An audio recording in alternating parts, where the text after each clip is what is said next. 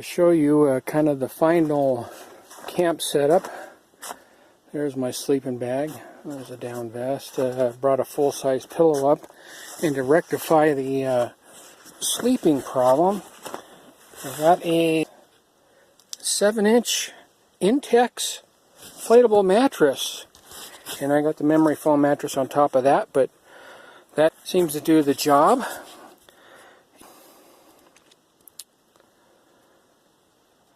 I'm able to get some decent sleep. There's my backpack in case I get that elusive animal. Yes, I'm a guy, I'm a slob. And there is the stove. And this here, if you've ever installed a political campaign poster, they come with these little wire jobbies for doing that, and we had one left over. So I said, you know what, I'm going to use that for hunting camp, and I'm not done with it yet. I bent the ends of it to elevate it, and I'm going to run some wire back and forth between here and there. And I'm going to use that as a sock drying rack when I got the stove running. If we get some rain and I need to get some socks dried out. And I brought a nice chair up. That thing is pretty comfy. If I put it over here and put my feet on there, it's almost like I'm in the recliner at home. Put some peg hooks there to hang my binoculars, suit and glove, and a hat, which I will now put on.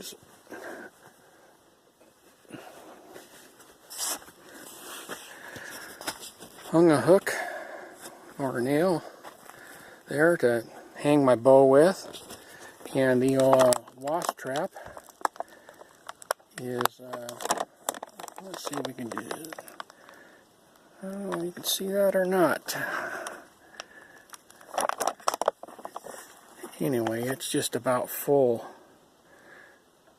Well, about a third full of dead wasps. Got a thermometer. Got to know what the temperature is outside. And something I've been pleasantly surprised with. I went to Harbor Freight and I bought this solar security light. And what it does is when it gets dark, it automatically comes on at a dim mode. And then if there's any motion in the front of the tent, like if I step out in the middle of the night to go pee, it gets real bright for about 10 seconds or so. What I'm having difficulty with, though, is keeping it charged, because I got to move it around as the sun moves around. And what I've got, nope, I got to move these again. They're not in the sun.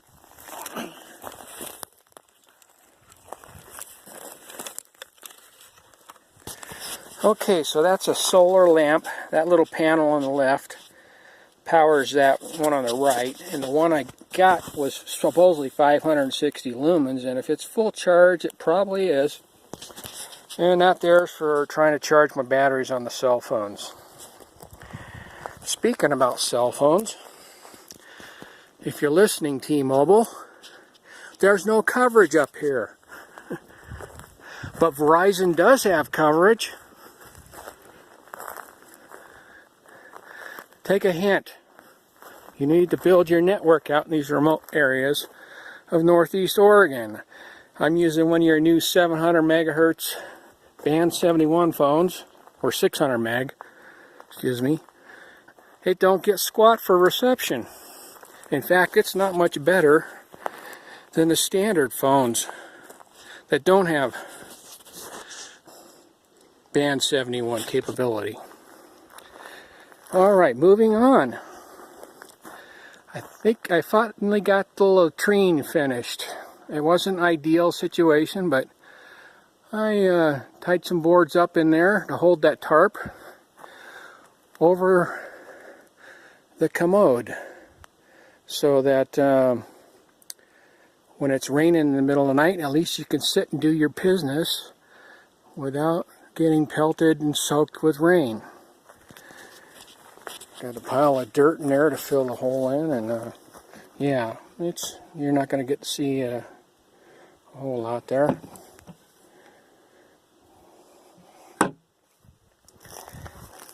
Can't get by without the wet ones. Alright, there's another view looking from over here.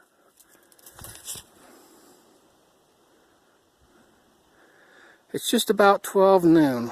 Got some good shade going on. Got into some elk this morning. I was creeping through this thicket where I usually see a lot of elk, or have a good chance of seeing elk in there. And I heard a noise, and it was right on the rim of the top of the ridge. And these elk came over the top from down below, and I froze, and I'm like, oh. I'm looking through them with my binoculars, and I'm going, damn, that one's as big as a horse. They came by, and they crossed right in front of me. I didn't have time to get my camera out. There was 3 cows and a calf, and they walked 10 yards away.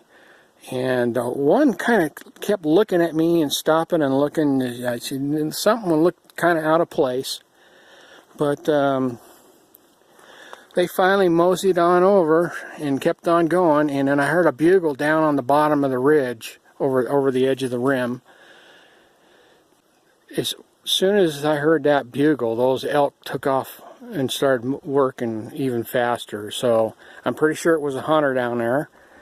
At this point of the season, bugling apparently has no effect other than to make them run. And if you're going to find some bulls, you want to find some cows that are going to be in heat with bulls. So I don't know, it doesn't sound like bugling is going to be effective this year. Oh, I didn't show you this. That's my game cart. I use that to actually haul in my last load of supplies before on opening weekend. Come in up the road. That's some work, that's for sure. Alright, I got to tell you about last night's episode. So, I went out and did an evening hunt on a meadow back over that way somewhere. And I came in, hung my bow on the hook, and I'm looking at the tent, and I'm looking at getting the flaps pulled back, and I'm just kind of moving slow, and I'm sitting down in here, and all of a sudden I hear a tree snap behind the tent. So I walk over here, and I'm looking to see over that direction. I'm looking over there and trying to see if there's something over there. I'm sitting there, and all of a sudden a black bear comes waddling over, and I'm watching him, and I'm like, oh, I need to get my bow. And then he looks up and he saw the tent, and and he did this like 10-15 foot kind of a circle kind of a thing, like, what do I do now? And then he turned around and went back the way he came. And it was just too far out there. I didn't have a chance for a shot. But I'd say he was a medium-sized bear. His head looked huge. But I'm hoping he's not deciding that my camp is his next raiding party. I'm going to sit tight tonight around here just in case he comes back. Instead of going traipsing through the woods, I'll kick out my book, sit on my nice cozy chair, and wait for him, see if he comes back. He was a black. Yeah, a beautiful looking animal. And he just kind of moseyed on off the way he came. So I don't think my motion spooked him. He just didn't like the looks of my tent. Well, that's a wrap on this for right now. What did I miss? Anything?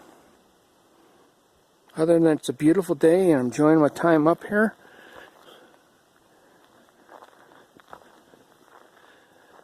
It also happens to be my anniversary, wedding anniversary. So, a big shout out to my wonderful wife, Jamie. Let's see, 91, was that, I don't know, 27, 37 years, something like that. I lose track of time. But, yeah. As we get older, it gets better. That's for sure. Well, what happened here? I decided that my bed wasn't quite level enough, so everything had to come out so I could get it leveled, and then I'll redo the tarp. What a mess.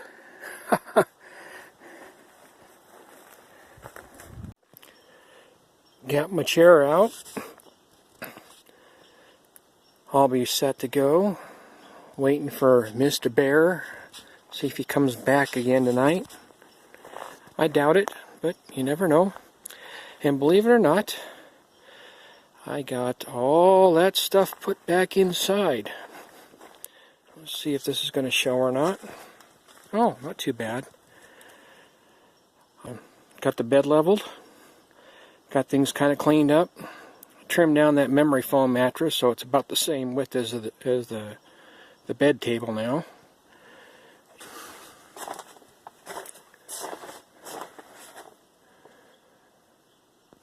Got the kitchen kind of rearranged there.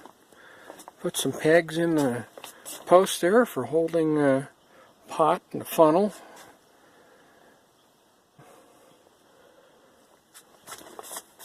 Should be good to go for cooking dinner tonight.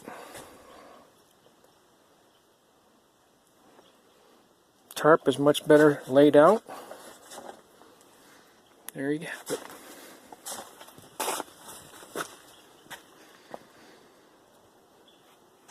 Can you hear that chipmunk over there somewhere?